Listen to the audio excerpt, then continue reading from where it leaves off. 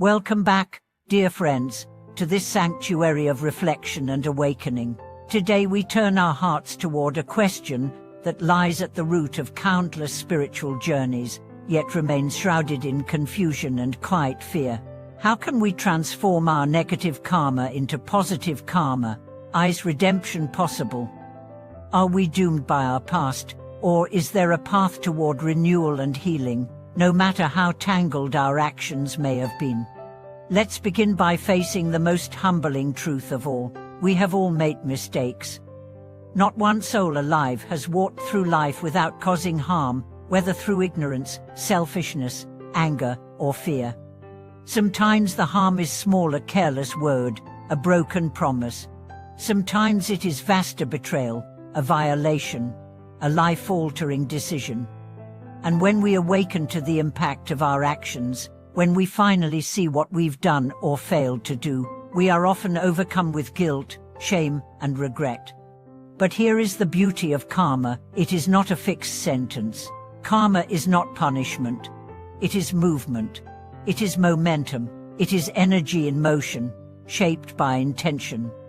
And just as water can be redirected, just as fire can be transformed into light or destruction, karma too can be shifted, purified, and rechanneled.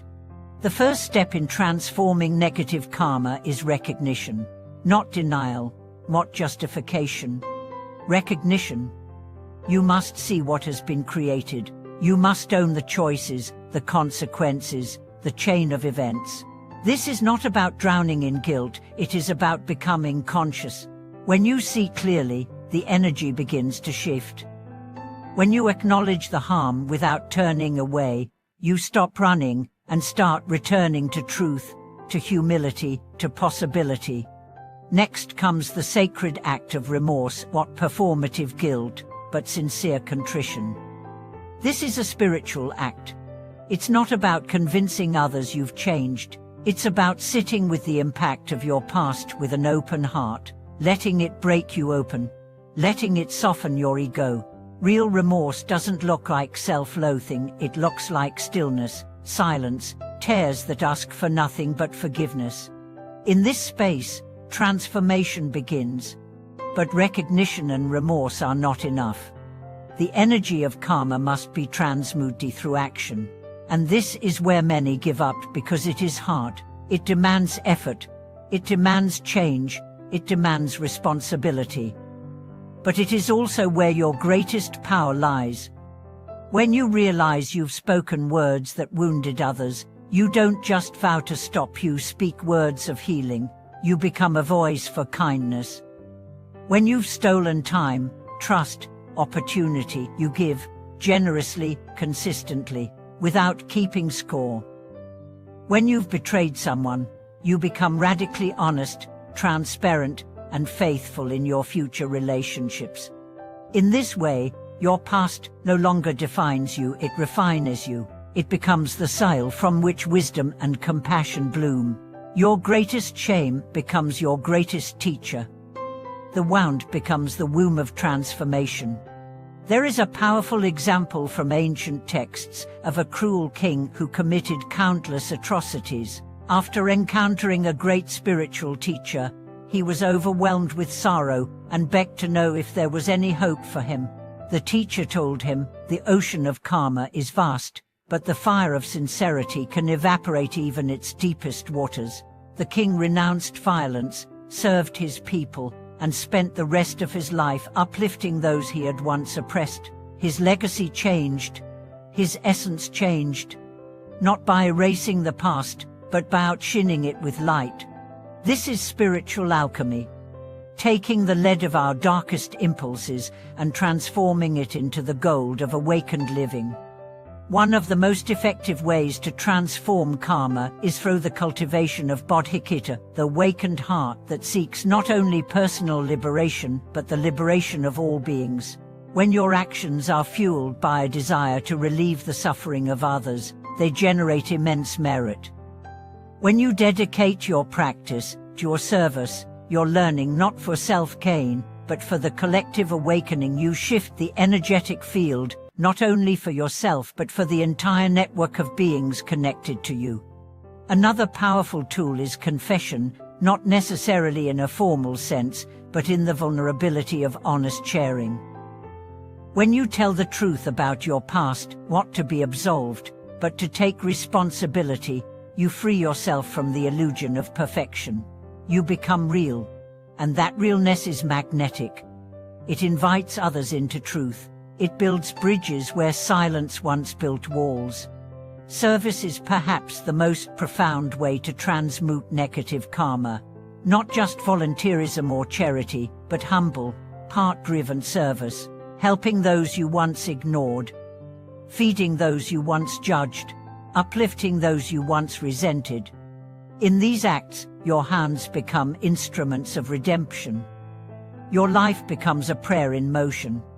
And always, always, remember, consistency is key.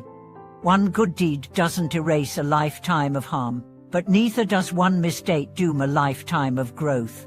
Karma is not arithmetic, it's vibration.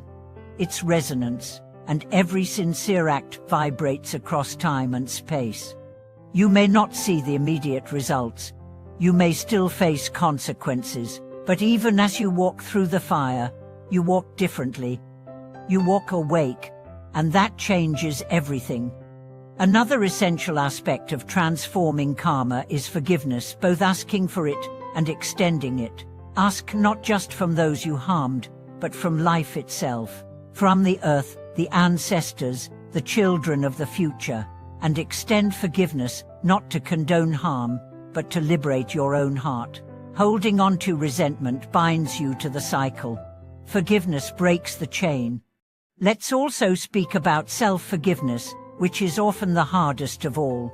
Many people are willing to serve, to confess, to give, but deep down, they still believe they are unworthy. They wear their past like a curse, but if you truly understand karma, you know this: you are not your past. You are the presence that witnesses, chooses, and creates anew. To forgive yourself is to believe that you can embody the very values you once violated, that you are capable of change, not in theory, but in truth. There's a moment in every redemption story where the character finally looks in the mirror, not with self-pity, but with courage.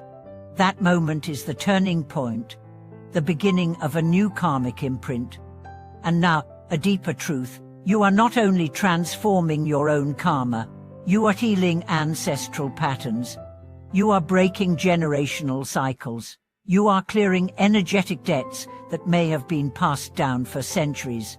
Every time you choose love over fear, honesty over deception, compassion over cruelty, you ripple healing through your lineage, forward and backward in time. This is the power you hold. Not to escape your karma, but to redeem it, to sanctify it, to transform it into a path of service and awakening.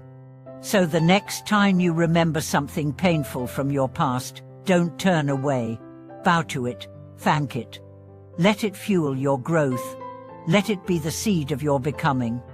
Thank you so much for walking this path with me today. If you're on a journey of karmic transformation, if you've fallen and risen, if you've hurt and healed, please share your story. Your voice may guide another through the dark. And if this video offered insight, hope, or strength, I invite you to like, subscribe, and click the bell so we can continue this sacred journey together. Until next time, may your actions be conscious, your heart be light, and your karma be a river of blessings for all beings. Thank you for watching this video.